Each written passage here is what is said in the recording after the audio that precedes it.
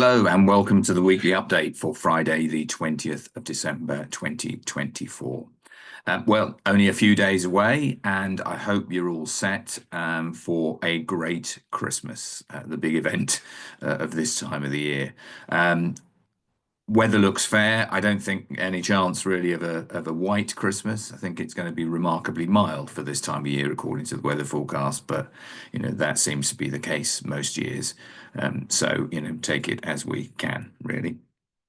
Obviously, things are going to drop off a little bit within Northwest Care Co-Operative. There will be members of our community who will be continuing to work to support other members of the community, and then some others will have the opportunity to have time off at home with their families. To all of you, both those of you working over the period and those of you who not, my very best wishes for a really kind of quiet and happy and safe Christmas period.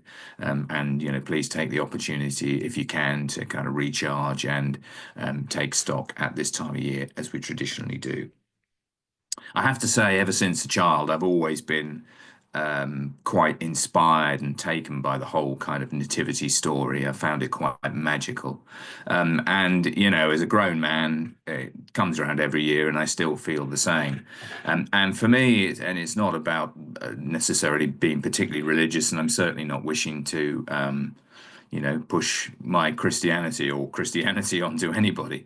But I've always found it incredibly inspiring, the idea that somebody can be born from the most humblest of beginnings, in the most difficult of circumstances, and with the whole of life stacked against them for their future, and yet can go on and, by their example, go out and change the world.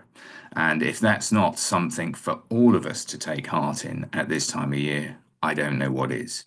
So again, I do hope you have the happiest and most joyful of Christmas, and look forward to seeing you, probably not next week, but in a couple of weeks on the weekly update.